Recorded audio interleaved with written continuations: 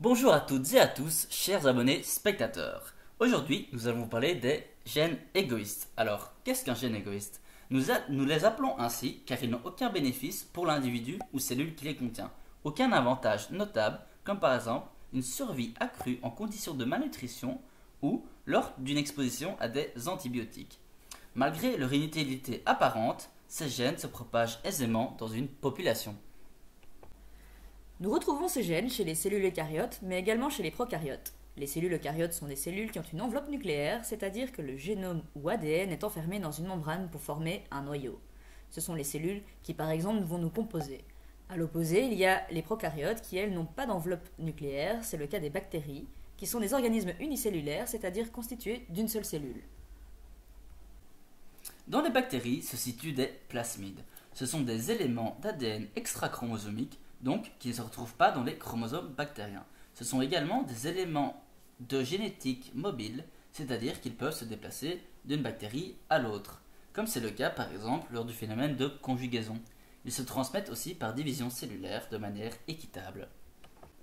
Nous retrouvons dans les plasmides les systèmes toxine-antitoxine ou système TA. Ces systèmes sont extrêmement répandus chez les bactéries et sont composés de deux gènes, l'un codant pour une toxine et l'autre pour l'antitoxine qui est associée. Il existe différents types de systèmes TA, mais par souci de simplicité, nous nous attarderons uniquement sur le type 2. Pour celui-ci, les deux, toxines et antitoxines, sont des protéines. Lors de la division cellulaire d'une bactérie, si les plasmides ne sont pas répartis équitablement, cela entraîne la mort cellulaire. Dans le cas plus spécifique du type 2 par exemple, la toxine est plus stable que l'antitoxine, c'est-à-dire qu'après la division cellulaire, si le plasmide codant pour le système TA n'est pas présent, l'antitoxine sera donc dégradée plus vite, non reproduite et donc entraînera la mort cellulaire. Ce phénomène étant qualifié de sélection négative. Ceci illustre donc bien le caractère égoïste de ces gènes. Cette fois-ci, nous allons parler de gènes égoïstes chez les eucaryotes, par exemple chez la souris. Prenons le cas de l'haplotype T chez la souris Mus musculus.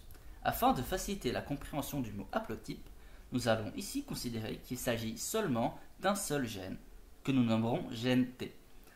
Dans le génome d'une souris, et comme dans celui d'un être humain, nous possédons deux copies pour chaque gène. Ces deux copies pouvant être différentes l'une de l'autre ou identiques au sein d'un même individu. Le gène T ici en question possède une version néfaste et une version non néfaste. Les individus qui ne possèdent qu'une version néfaste de ce gène ne vont pas se développer normalement ou alors les mâles vont être stériles. Ceux qui possèdent une copie néfaste et une copie non néfaste produisent moins de descendants.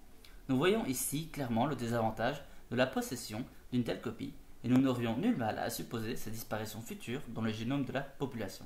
Cependant, nous allons voir que ce n'est pas le cas et par quel mécanisme se maintient la copie néfaste. Cette copie ne va pas disparaître du génome de la souris et cela est à mettre en lien avec le processus de méiose et la nature même du gène T. Le phénomène de méiose est un processus qui conduit à la formation des spermatozoïdes et des ovules. Pour comprendre sa propagation au sein du génome de la souris, il faut savoir que cette copie néfaste du gène T possède des séquences qui contiennent l'information pour fabriquer des poisons cellulaires, mais également pour fabriquer leur antidote. Le problème se situe lors du processus de méiose, donc lors de la formation des gamètes, car le gamète qui va perdre la copie néfaste possédera toujours le poison à l'intérieur de sa cellule, mais ne possédera plus l'information pour la contrer et donc mourra. C'est un processus analogue à la sélection négative, comme expliqué précédemment. Nous voyons donc tout l'intérêt pour le spermatozoïde ou bien pour l'ovule de garder une telle copie, mais également les effets néfastes qu'elle aura sur l'individu. Il existe bien d'autres cas similaires à ceux que nous venons de décrire, où des gènes mauvais pour l'individu sont favorisés à un niveau plus petit, qui est le niveau moléculaire. Tous ces exemples nous montrent donc bien le caractère égoïste de ces gènes. Pour terminer sur ces gènes égoïstes, leur existence a amené des chercheurs à mettre le gène au centre du processus d'évolution, car c'est lui qui, via le conflit intragénomique, subit réellement la sélection. Tout ceci nous amène donc à penser que nous ne sommes qu'un mode de transport de l'ADN qui est, lui, réellement l'unité qui se réplique. Car jusqu'à maintenant, et preuve du contraire, je n'ai personnellement pas été capable de me dupliquer. Voici la fin de notre vidéo sur le gène égoïste, en espérant qu'elle vous a plu. Lâche un like et abonne-toi pour plus de contenu.